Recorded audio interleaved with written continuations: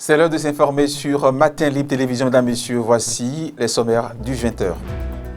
Le monde entier célèbre la Journée internationale de la jeunesse édition 2025 sous le signe de l'action locale pour les ODD, une occasion de rappeler que l'engagement des jeunes sur le terrain est indispensable. L'IAM est bel et bien de retour, empilée sur les étals. Elle annonce déjà les saveurs et les couleurs du 15 août. Samiratou Kassoumou est allée faire le constat. En visite au Bénin, la conseillère de la République démocratique du Congo, Bola Doularita, pense qu'il est temps de promouvoir le leadership féminin.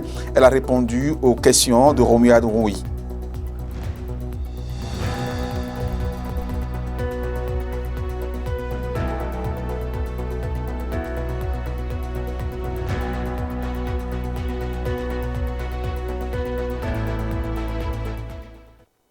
À présent, les développements et comme je l'annonçais en titre, en ce 12 août, le monde entier célèbre la Journée internationale de la jeunesse sous l'égide de l'action locale pour les ODD. Une occasion de rappeler que l'engagement des jeunes sur le terrain est indispensable pour transformer les ambitions globales en des réalités concrètes. Suivez donc les précisions avec Sabine Kikpade. L'action locale des jeunes en faveur des objectifs de développement durable et au-delà, tel est le fil conducteur de la Journée internationale de la jeunesse 2025. Ce thème, choisi par l'Organisation des Nations Unies, ONU, met en lumière la contribution unique des jeunes à la concrétisation sur le terrain des ambitions fixées à l'échelle mondiale. Créatifs, perspicaces et solidement ancrés dans leur communauté, les jeunes sont des partenaires incontournables pour rapprocher les décisions politiques de leur mise en œuvre concrète. Un rôle d'autant plus crucial que plus de 65% des cibles des objectifs de développement durable ODD sont directement liées à la gouvernance locale. Leur engagement n'est donc pas un luxe, mais une véritable nécessité. L'édition 2025 mettra également en avant l'importance stratégique des gouvernements locaux et régionaux. Cette commémoration prend un relief particulier cette année car elle coïncide avec le 30e anniversaire du programme d'action mondiale pour la jeunesse, un cadre de référence qui, depuis 3 décennies, reconnaît les jeunes comme des acteurs clés du développement durable et de la gouvernance participative en parfaite résonance avec le thème choisi. Sur les marchés, le constat ne fait aucun doute. L'IAM est bel et bien de retour, empilée sur les étals. Elle annonce déjà les saveurs et les couleurs du 15 août. Samiratou Kassoumou et Toussaint Bossa sont allés donc au marché Maoulé. Voici leur compte rendu. Les premiers ignames font leur apparition sur le marché. Malgré la rareté de pluie, vendeurs et producteurs saluent cette sortie qui marque le début des festivités et nourrit l'espoir d'une bonne saison. L'IAM est sorti. Mais ce n'est pas bien sorti encore parce que les villageois ont dit qu'il n'y a pas de pluie. Mais ça a commencé un peu, puis ça vient. Donc les gens viennent un peu. Comme il n'y a pas l'argent, mais il est un peu cher.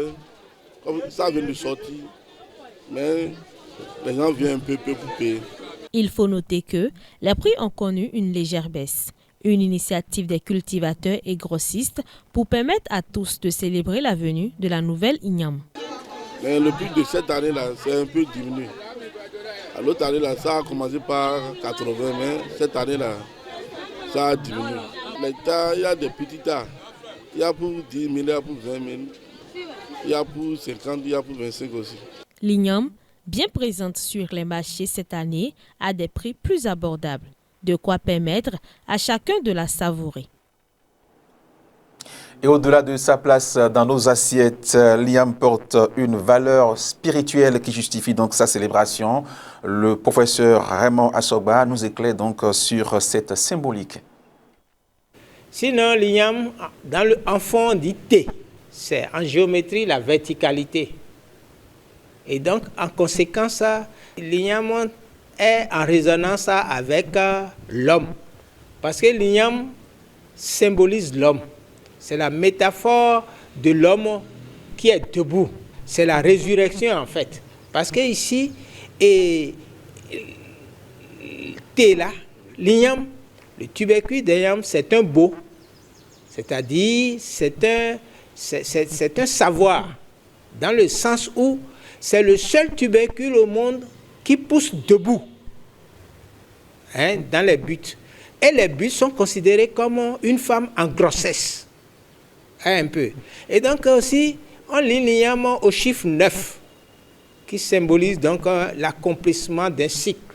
L'igname a un contentieux avec le Fa. Le Fa doit exorciser dans l'igname ce qui peut compromettre l'existence. À Djougou, l'igname est relié donc au vaudou qu'on appelle Korongo. Et donc au sud ici, vous voyez, l'igname est lié au Fa et au vaudou. Et puis parlons d'autres choses à présent. Il y a quelques jours, le Bénin, à l'instar d'autres pays africains, a célébré la journée de la femme africaine, occasion de réflexion sur la situation de la femme sur le continent noir. En visite au Bénin, à cet effet, la conseillère de la République démocratique du Congo, Bola Doula Rita, pense qu'il est temps de promouvoir le leadership féminin. Voici donc ce qu'elle en dit avec Romia Drouy et Jean-Marie Adeyemi. Les femmes doivent savoir que si nous réclamons un leadership au féminin, ce n'est pas pour copier l'homme, ce n'est pas pour venir faire une vengeance envers l'homme. Nous avons des qualités autant que les hommes. Ce qu'un homme peut faire, une femme peut faire aussi.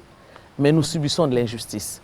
Si les femmes aujourd'hui, ce n'est pas parce qu'elles sont incompétentes ou ce n'est pas parce qu'elles sont moins capables de faire ce que les hommes font, ce sont des systèmes établis, des stéréotypes, qui font que les femmes ne peuvent pas accéder, par exemple, au pouvoir ou ne peuvent pas accéder au poste, au grand poste de décision.